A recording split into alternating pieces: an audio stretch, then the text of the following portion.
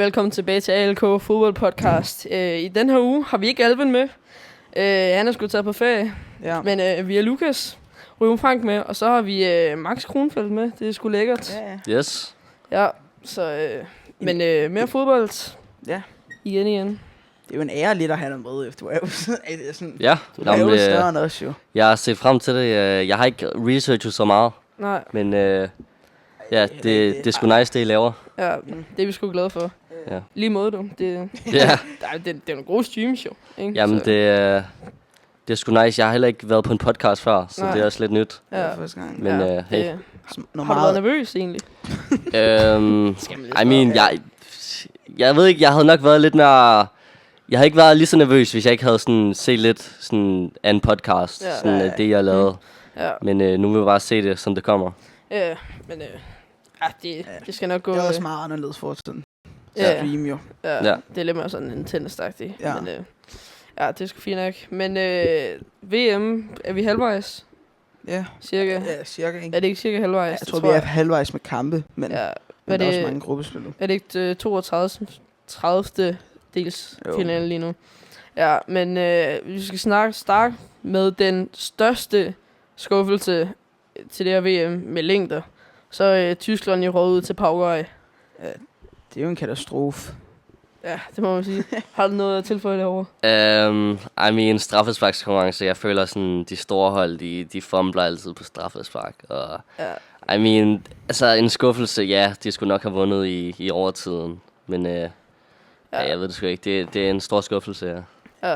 Jeg er enig. Det er sådan straffesparket for altid det er 50-50. Det er jo sådan lidt... Altså, Vejle kan jo vinde over Barcelona i straffe, hvis det var. Ja, det er det altid, føler jeg. Sådan, straffe er lidt... De skulle afgjort det før. Ja. Men Det er også det er Tyskland for helvede. De skal jo vinde over Paraguay. ja.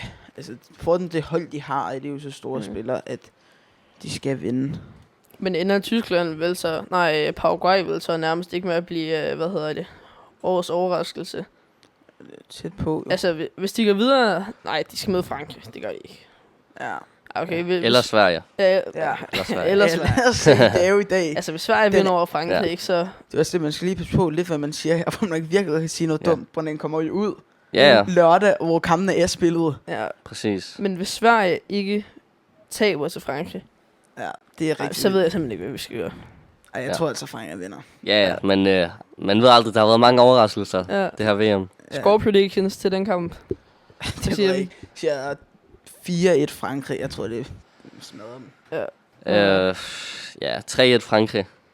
Ja. Jeg siger 5-0. 5-0. Holy. Sverige tror- er ikke død. Det er ligesom Holland, ikke? Så spiller de en god kamp, første kamp, så snart de møder et hold, der er bedre end dem, og sådan har spillet har store spillere og sådan noget, så bliver de bare kørt over. Og, den offensiv, det kan Sveriges forsvar sgu ikke finde med. Ja. Det kan de fandme ikke. De er sgu for gode. Men Jeg tror bare, Sverige de scorer, men de har sådan et godt angreb, jo. hvem tror du, de starter med på toppen? Begge, jo. Gjorde det så, Isak. Sandbæk. Plejer de at spille 4-4-2? Det tror jeg. Jeg er ikke helt sikker. Jeg skulle ikke se en Sverige-kamp. Nej, det er sgu ikke. Det er også lidt... Altså, Det er lidt ligegyldigt, jo. ja, men Frankrig skal nok gå videre. Men vi må se. Ja. Men det er fandme wild, Tyskland ikke gå videre. Altså Ja. sådan... Du ved med, at de spillere, de har så store spillere. Wirtz, Pavlovic, Kai Havertz og... Altså sådan... Det er aldrig nok, de ikke gå videre. Ja. Det er sgu crazy. Men der er også flere rimelig wild kampe. Holland, Marokko. Jeg tror, det er den værste straffesparkskonkurrence, jeg nogensinde har set. Udover Danmark. Tjekkiet. Jeg så ikke kampen, så jeg kan ikke udtale mig, hvordan kampen har været. Det var sgu for sent. Men det er en dårlig straffesparkskonkurrence. Hvor mange straffespark blev misset? Ja, Jeg tror seriøst, der var... Sådan noget 5 eller sådan Ja, noget. ikke? Det var det er helt helt vanvittigt. andet. jeg føler bare, sådan en straffesparkskonkurrence, det er så tilfældigt. Ja. Alle kan vinde. Det er det. Der må være røv mange næver på. Ja, Jeg tror, det Det er er også fordel. meget sådan noget, at det er hvem, der har mest nerver på. Men det må være sådan en fordel for Paraguay, at de jo er sådan underdog. Så hvis de taber straffesparkskonkurrence, så er der ikke rigtig nogen, der siger noget til dem. Fordi sådan, okay, tabt til Tyskland. Men Ja. i forhold til, hvis Tyskland taber til Paraguay, ikke, så folk de sådan, hvad fuck er det, de lever af. Ja. Så det er sådan, så er der ikke lige så meget pres på. Men det er også sådan, Tyskland, fanden snakker om, Marokko, de er også sådan, de er bare nogle af de bedste hold nu, føler jeg. Ja, de er gode jo. Altså, de er jo højere på verdensranglisten end Holland. Ja. Ja, hvor ligger de? Er det ikke nummer 5? Jo, det tror jeg tror, de er nummer 5. Det er jo vanvittigt. Det er jo fuldstændig sindssygt. Ja. Det er også derfor sådan, de er jo favoritter til sådan en kamp. Og Selvom man sådan, hvis man tænker over det, vil jeg altid sige, Holland var jo favoritter. Ja. Ja, hvis man kigger på statsmæssigt eller sådan på spillerne, Ja. så er de nok favoritter der. Ja. Ja, deres forsvar ikke. Ja, det er... Ja. Det er fandme ærligt. Men også sådan, du ved, Marokko har jo ikke sådan stjernespillere på den måde. De har Hakimi og, hvad hedder det? Dement, det er ikke skørt. Nej. De har i hvert fald Hakimi, og så, det er jo ikke sådan, de har sådan stjernespillere i forhold til Frankrig og Holland, for eksempel. Ja. Så det er jo aldrig nok, de har bare god kemi, tror jeg. Det må Ja, være jeg det. tror, det er sammenholdet, der gør det. Ja. Det og ham der Saibari, han spiller fandme vanvittigt. Ja. også. Ja, Han er han hjernen. scorer så meget. Det er helt vanvittigt. Ja. Jeg vil også sige, altså Marokko, jeg tror mere, nu har de fået det der VM sidste år, så nu er det ligesom, deres nation er så meget mere på fodbold, end de var før, tror jeg. Altså de går meget mere op i det. Men man har klaret sig godt. hvad er sådan sporten i Marokko? Er det ikke fodbold nu? Jo, det tænker jeg da. Jeg ved ikke, hvad det var før. Det skal ikke... Nej, altså sådan noget cricket eller et eller andet. Men det er måske mere sådan noget... Ej, jeg tror tænker ikke, altid, cricket. det har været fodbold. Jeg jeg tror bare, også, det er fodbold. der er lidt mere fokus på det nu, når nu at de er så oppe. Ja, det er Jeg tror også, det er meget mere fodbold nu. Altså, hvis man ikke følger med, når man er fra Marokko i fodbold, det er jo også... Altså, skal sådan jo er med følge med i alle VM. lande. Når der er nogen, der er med til VM, dit eget land er med til VM, skal du følge med. Ja. Så Også meget med det land, ikke? Ja. Selvfølgelig, hvis Danmark var med, så havde vi jo også stået op klokken 3 om natten. For at se en kamp, hvis de var. Men det er de ikke, fordi vi er så dårlige. Men ja, altså, for helvede. Ja, Ej, altså, de vinder straffe. Igen, lidt tilfældigt, vil jeg altid sige. Straffe er. Det er bare meget, hvem er kold nok til at sparke. Ja. Det er Hvem har jo ikke det så eneste, mange det handler om. Nu var der jo heller ikke så meget pres på Paraguay. Nu tænkte de allerede tabt. Ja, Så, det er det. så sparker de bare, og så tænker de ikke så meget over det. Nej, Men det- Tyskland, så er det bare alle øjnene på dem, og så, Ja, så præcis. brænder det er de. det. Nu er du sådan banan. Paraguay, de har jo intet at tabe. Nej, De har præcis. kun noget at vinde. Præcis. Det er jo det der er fordelen lidt ved at være underdog, når sådan, du ved, når du møder sådan gode hold på den måde, så er det jo sådan lidt, ja, hvis vi taber, så er der ikke nogen lande eller nogen, der kommer til at sige, fuck, I er dårlige. Men for eksempel Tyskland taber, det er jo en kæmpe overraskelse, at de ikke, får vundet den kamp. Ja. Det er også det, altså, de har jo faktisk, selv i straffesparkskonkurrencen, hvor de tænker, okay, nu kan vi vinde. Men igen, det er jo stadig et vanvittigt flot resultat. De har jo allerede lidt vundet, Ja, at de går i straffe mod dem, synes jeg. ja. Så de har allerede vundet mod dem der. Ja, det er det. Og de overlever forlænget, hvor mange svære hold, som ikke har en lige så bred trup med nok kvalitet med deres spillere, så er det jo sådan, så det, jeg føler tit, det er jo i forlænget, det er jo ikke forlænget, forlænget spilletid, ikke? Hvor, der er mange hold, der så falder af, fordi at de ikke er fysisk sådan gode nok i forhold til andre hold, der er mere... Ja, altså. Ja, nu så jeg ikke hele kampen, men jeg ved ikke helt, hvem der havde mest af spillet. Nej, jeg tror, at Tyskland havde nærmest det Ja. hele. Ja, jeg så heller ikke... Nej, jeg så bare, at Tyskland, de, havde meget boldbesiddelse. De scorer jo også et mål, der bliver annulleret på grund af frispark, Tyskland. Ja, Altså, nogen vil dømme det, nogen vil ikke dømme det. Det er også jeg sådan synes, det er lidt... for tyndt. Der er ikke frispark, vil jeg sige. Jeg ved ikke. Altså, jeg vil sige... Det vil sagtens kunne blive dømt for nogle dommer, og nogle dommer vil det ikke. Så jeg synes mere... Jeg synes ikke, der er en linje for den. Den er tynd. Eller den er, Nej, når det er så forskelligt, hvad dommerne dømmer. ja, det er det. Ja, det... Tillykke til Marokko. Hvem skal de møde nu? Nogen, der ved det? Det kan jeg ikke helt Nej, huske. det kan jeg virkelig heller ikke Nej, det huske. kan jeg heller ikke. Nej. Det er når man kommer lidt længere ind i... Ja, det er det. kan man Og huske så er det. mange hold med jo. Ja. Ja. Nej, men er det ikke... Vent. Er det Canada? Canada. Nå, ja, Canada. Ja, de vandt sgu scorede også over, sidste minut. Sydafrika. Ja. Ja. Ja, de lavede også last minute. Fuck, der har egentlig været mange Der har faktisk last været minute. mange last minute. Ja, Ja, det er faktisk helt vildt. Skal vi- Marokko scorede jo også i overtid. Ja, Ja. og Brasilien også. Ja, det er fuld faktisk, last minute. det er faktisk vanvittigt, hvor mange der har Ja. scoret sidste sekund. Nå, men lad os gå videre til endnu en last minute golazo, a.k.a. Brasil, der vandt over Japan. Altså, de stod godt, Japan. Ja. Fuld harambol. Ja. Jeg vil sige, det er også vildt, at de scorer det første mål. Det er et godt mål for os. Men igen, Japan har jo heller ikke noget at spille for. Ja, jeg føler også lidt, når du er underdog, så kan du også tage sådan store chancer eller sådan en risk. Det kan du ikke rigtig, når du er stort hold, så skal du bare spille sikkert, tage sikre chancer og sådan noget. Ja. Så skal du ligesom, du skal få målet, som du spiller sikkert. Ja, præcis. Men, altså det er vildt nok, at de faktisk får scoret jo, og så presser de jo så helt dem i bunden til sidst. Men de har chancerne. Jeg tror, der er en, hvor den kommer ind over, så hitter han den ind på en japaner, og så ind til målmanden, og så sparker de den væk på linjen. Ja, den bliver også på stolpen. Ja, præcis. Sådan noget helt ja, de presser meget på. Men igen, Brasilien, det kan godt være, at de vinder den der, men de vinder jo ikke, hvis de spiller sådan der. Nej, så vinder de sgu ikke VM. Nej. Oh shit, fuck. Ja, så vinder de i hvert fald ikke VM. Når der er så mange hold, der spiller så godt, jo. Men jeg føler også bare, at Japan, de også på en eller anden måde klarer sig lidt altid bare lidt godt. Mm. Ja. Altså, de er også bare lidt gode jo, hele tiden. Ja. Altså, jeg ved ikke, de har jo ikke, kender ikke rigtig nogen.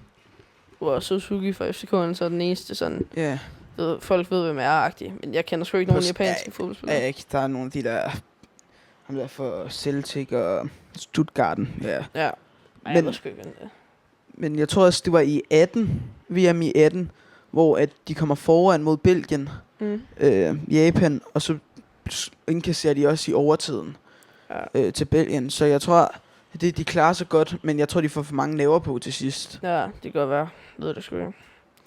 Men tillykke til Brasilien. De gik videre og røg ud næste gang. Højst sandsynligt. Men, ja, det tror jeg, de gør. Ja, vi må se. Men lidt spørgsmål, fordi det er jo egentlig sjovt, fordi vi har jo ikke taget, hvem det egentlig er, vi holder med. Nej, det er lidt sjovt. Sjovt nok ikke med dig, når du ikke har været med jo. Men vi har jo egentlig ikke taget, hvem vi holder med til VM i år. Så det er lidt sent måske, ikke? Men ja, men vi kan jo... Vi gør det alligevel. Ja, vi gør det alligevel. Jeg vil hæppe på Portugal. Jeg vil sige... Lidt Bruno Fernandes for af. United selvfølgelig. Og så Ronaldo på grund af. Jeg føler bare lidt, han skal have den. Jeg føler, det er ligesom... Messi og Ronaldo sådan... Den debate. Hvis han så vinder den, så er Messi... Altså... Messi-fans har altid noget at sige, ikke? Har Ronaldo-fans også. Men der er bare ikke lige så meget... Så de hele tiden bare kan køre på, ja. I har vundet VM og sådan noget. Så jeg synes, Ronaldo, jeg håber, jeg vinder den, og så, ja. Tror du, de vinder? Det har jeg jo troet. Men jeg ved ikke helt, om jeg tror det mere på samme måde. Jeg troede, de vinder, men du tror det ikke mere? Ej, jeg vil også sige Frankrig. Rykken over på Frankrig nu. Men jeg holder den på Portugal. Jeg synes også, at det er hele tiden bare skiften. Ja, så jeg holder min på Portugal. Men jeg tror, Frankrig vinder. Hvad med dig? Jeg føler, jeg har sådan lidt på fornemmelsen, at den finale, vi så for 4 år siden, jeg føler lidt, den kommer til at ske igen. Ja. Altså Frankrig og Argentina, to be honest. Fordi de er jo også på hver deres side af bordet. Men det er ikke fordi, der er sådan nogle specifikke, jeg håber, der vinder, eller som jeg holder med. Jeg håber bare på at se god fodbold, og ingen haramball. Ej, det håber jeg ikke. Det er sgu ikke lige det bedste. Det heller ikke. Nej, men... Så du hæpper på? Hæpper ikke rigtig på nogen. Håber bare på at se god fodbold. Måske lidt med Sverige, fordi min far, han bor i Sverige. Ja. Så det er jo nice at have nogen at se fodbold med derovre. Men altså, det er jo ikke fordi, jeg har nogen som helst fornemmelse på, at de kommer langt. Nej. Tror jeg. Nej. Jeg er lidt på 2 hold.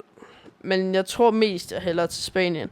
Sjovt nok 8 Barcelona-spillere med til den her slutrunde, så jeg ved ikke, jeg ved sgu ikke, om jeg tror på, at de kan vinde. Det er lidt, jeg ved det ikke. Nej, de vinder sgu ikke. Jeg tror også, Frankrig vinder, altså fældet ud. Ja. Men jeg hæpper sgu på Spanien, grundet halvdelen af Barcelonas hold er med, så det er også bare Frankrigs hold. Altså angreb og sådan noget, det er jo bare så godt. Der er jo ikke én dårlig spiller. Er det ikke noget 6 kandidater, der possible kunne vinde Ballon d'Or? Altså? Jo, det er jo tæt på. Så jeg tror, bare sådan, Frankrig, det er jo altid så nemt at snyde den, men de kan jo heller ikke bruge alle de spillere. Nej. Altså alle de angrebsspillere, de har og sådan noget, hvilket... Ja, deres B-hold kunne sagtens godt Ja, og nå til finalen. Ja, 100%. Ja. Med det angreb og alle de spillere, de har. Ja. Målmænden vil så halvt lidt, men ellers er det jo... Ja, men... Ja, altså... Frankrig, jeg tror altid... Men tror altid, Frankrig når langt. Ja. Altså, lige meget hvad. Ja. Men ja, jeg tror, de vinder, og jeg tror også, de kommer til at køre mange af holdene over. Ja. Ja, jeg blev også ret overrasket, da jeg så dem spille, fordi de spiller jo også... men før VM var jeg sådan lidt, de kommer til at floppe, fordi at, du ved, Dembélé, han vil gerne vinde den på grund af PSG og alt det, han har haft med dem, og nu vil han gerne vinde Ballon d'Or og nå langt i VM. Men så er der så Mbappé på den anden side, som også gerne vil have alt, sådan alle øjnene på ham. Men de kunne bare godt spille sammen på en eller anden måde. Det fungerer jo tydeligvis. Så det kunne... Ja, men det er også ikke. Altså for helvede, så scorer Mbappé 2 mål i en kamp, så laver Dembélé hat-trick i den anden. Altså ja, det... Jeg ved det ikke, de spiller den op. Ja. Men ja, de kan godt finde ud af det åbenbart. Det er da også lidt, det er jo, jeg føler lidt, Mbappé, han er sådan eget Frankrig. Du ved, det har ligesom været hans franske landshold.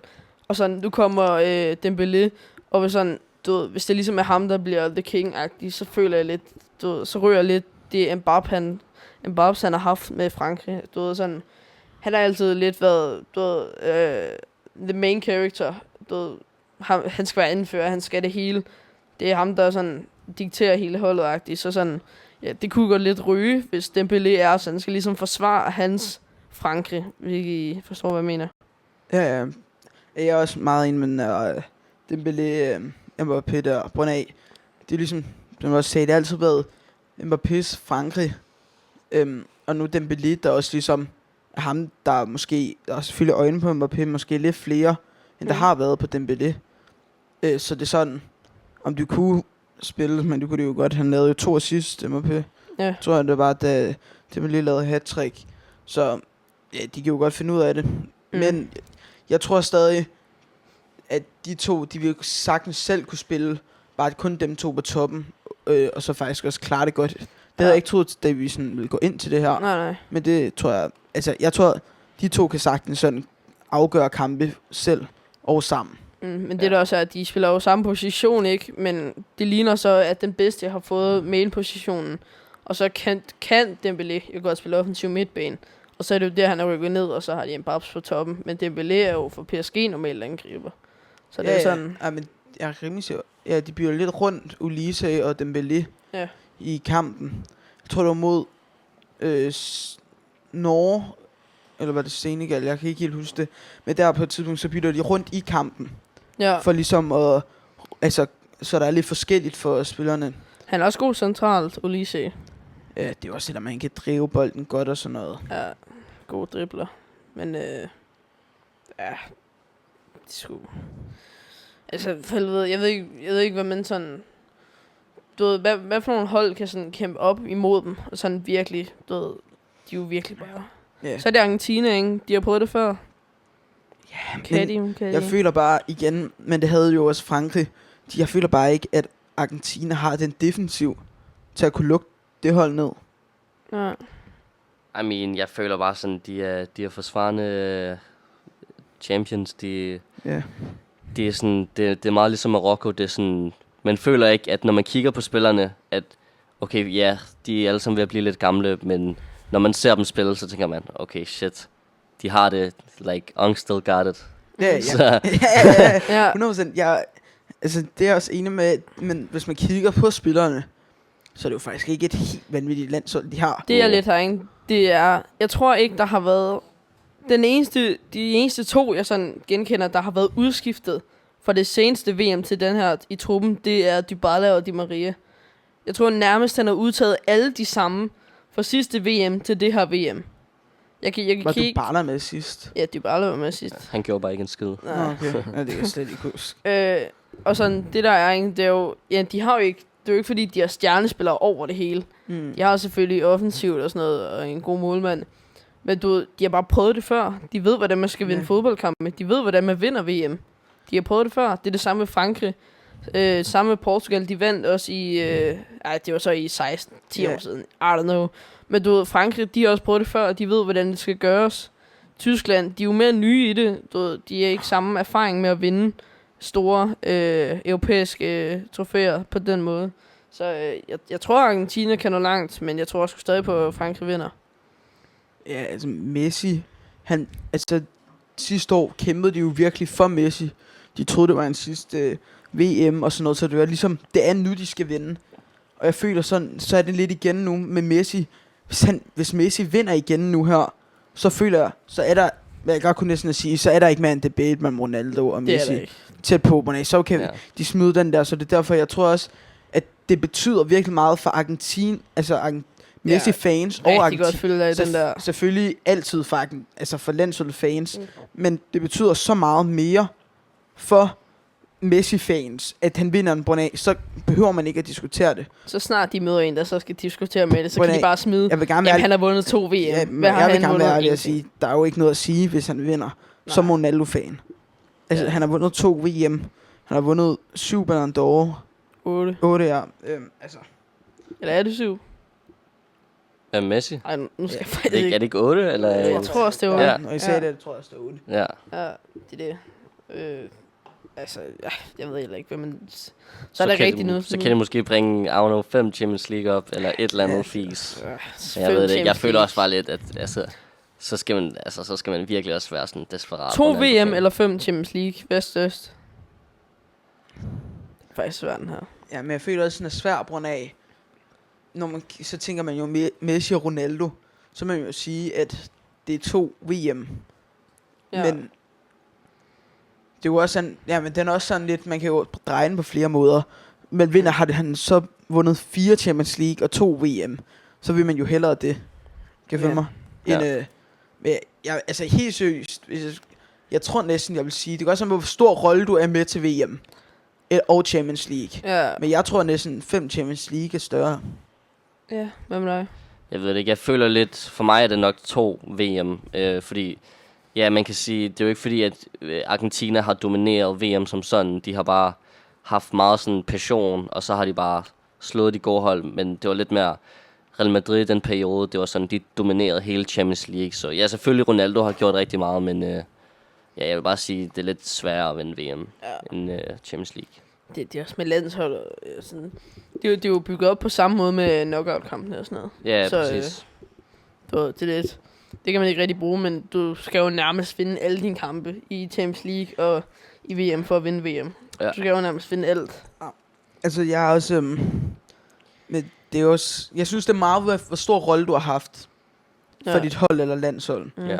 Brønne, hvis du har haft en stor rolle for dit landshold til de 2 VM, vil jeg helt klart ville VM. Men 5 Champions League, og så har haft en stor rolle i, lad os sige, 3 af dem. Så synes jeg, at så begynder den også at være deroppe af. For så folk husker dig jo for det. For eksempel, Varane er det største for ham at vinde 5 Champions League eller 2 VM. Ja, det er også det. Altså, der vil jeg jo nok sige VM, men samtidig, hvis Ronaldo vinder 2 VM, så er det jo nærmest større end 5 Champions League. Ja, det er også det også an på spiller til spiller jo. Ja, det er meget spiller til det er det, hvis Ronaldo havde vundet 2 VM, så man jo sige, at Ronaldo vil være den største, selvom Messi har fået. Ja. Det vil jeg i hvert fald. Det vil jeg også. Sige, det der VM, det gør meget. Og ja, Ballon d'Or, det gør selvfølgelig også meget. Men igen sådan. Det er også kun de 2, der kæmper mod hinanden jo. Ja, i 20 år var der 2 forskellige, der vandt Ballon d'Or. Ja, det er også det, der er helt vanvittigt. Jeg vil sige, hvis Ronaldo vinder, så er der stadig en debate. Altså, ja, det vil hvis han vinder VM... Jeg synes også, der er en debate lige nu. Men, men det siger også som Ronaldo... Jeg synes, den er lidt sådan noget... Det hedder ikke 70-30, tror jeg. Debate, vil jeg sige. Maybe.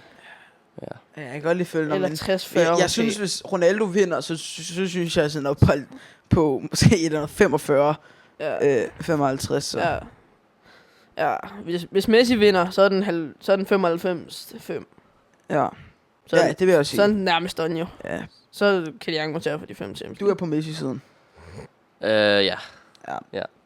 Det er sgu fair. Også Barca-fan, så den skal jo også lidt... Ja, den ligger enig. Det er lidt underligt, hvis du er Barca-fan, og så... Ja, Ronaldo. Så hvis du er Madrid-fan ikke hæver på Ronaldo, er det også lidt sådan. Ja. Det er selvfølgelig mere, hvis du er Barca-fan, og jeg mere historie. Ja. Men vi har lige sidste ting for i dag, a.k.a.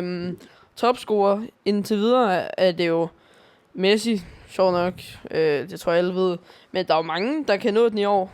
Men hvem tror vi får den? Skal jeg starte på den? Ja. Den har jeg jo også lidt sagt før. Jeg tror, Mbappé får den. På vi snakker om det der flest mål og alt muligt. Hvor jeg så sagde, at jeg troede, Messi vil have den til det her VM. Men jeg tror, Mbappé får den tilbage. Og den eneste måde, han gør det, det er jo nok at blive topscorer. Ja. Jeg tror, Mbappé bliver topscorer. Jeg ved ikke, hvor mange mål han får det med. Nej. Ja. Jeg ved ikke, hvor meget at sige. Han scorer bare de der mål. Ja. Og hvis holdet begynder at være lige så meget rundt om ham, som de har været til andre slutrunder, så tror jeg, at han gør det. Ja. Hvad med dig? Jeg ligger på... Ja, der er en side, der ser Mbappé, men så er der også en side, der ser Messi, fordi jeg ligger faktisk mest til Messi, fordi jeg ved ikke, om jeg har set sådan den vej, der er, hvis Argentina skal nå til finalen. Der er så mange hold, hvor han bare kan farme straffespark og mål og whatever til at ligesom bringe ham op til topscoren. Men på den anden side, så er der også Mbappé, der kan... Ja, han brillerer bare altid i de store kampe og kommer bare altid med hat-trick eller 2 mål eller whatever. Ja, jeg hælder også lidt til Messi. Som sagt, nem vej til mange kampe, hvor han bare kan få nogle nemme mål ind i topscorer-ranglisten, men så kommer der måske med en lidt anden en. Jeg siger Dembélé, hvis ikke Messi. Jeg tror, at Dembélé, han kommer til at gøre det godt. Der er noget over hans afslutninger ude for kanten af, så jeg tror, han kommer til at gøre det godt, Dembélé. Ja, altså, de har jo virkelig noget meget i Kap Verde her. Ja. Altså, han har jo scoret 6 mål, Messi. Ja. Og så det er også sådan, der skal også til at være komme nogle mål ind for Mbappé, hvis han skal nå det. Ja. Messi, han kan jo godt score de der mål, men jeg tror bare, så måske bare, han kommer til at gå lidt død nu. Ja. Det er også, hvis han farmer de der mål, så er det også lige pludselig rigtig mange mål, han har. Ja. Er det ikke sådan, han slår rekorden eller sådan noget lige pludselig? Jo, hvis han allerede er på 6, og han så scorer mod Kap Verde, og så efter, at jeg tror, det var sådan noget Colombia, og så er han allerede i semifinalen. Altså, der kan ske så meget på de 2 kampe. Du ved, Messi, så vinder han VM Golden Boot, flest mål nogensinde scoret til en VM-slutrunde, og han har scoret flest mål of all time til en VM-slutrunde. Det er så hjerneligt. Ja, det er også det. Så er det også svært at sige noget igen. Det er svært at sige noget. Men det er også, vi snakker også lidt om det sidste, men den Messi, han har jo ligesom, altså så meget holdet rundt om ham. Ja. Han skal gå først til alt. Han er ligesom ham, der bærer hvor. Det er jo Ronaldo også, men bare ikke på ligesom samme måde. Nej.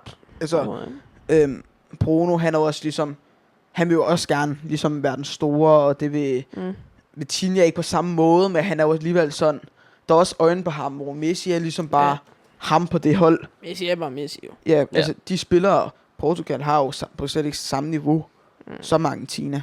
Men der vil jeg ikke sige, at der er det ikke sådan lige så egoistiske. Jeg tror, at sådan alle for Portugals hold gerne vil sådan gøre alt for at få Ronaldo til at få det VM. Jeg tror ikke, de tænker sådan individuelt på sig selv. Nej, men det er sådan, altså den måde, jeg er rimelig sikker på, at Ronaldo ikke går forrest ud til kamp, altså når de skal opvarme og sådan noget.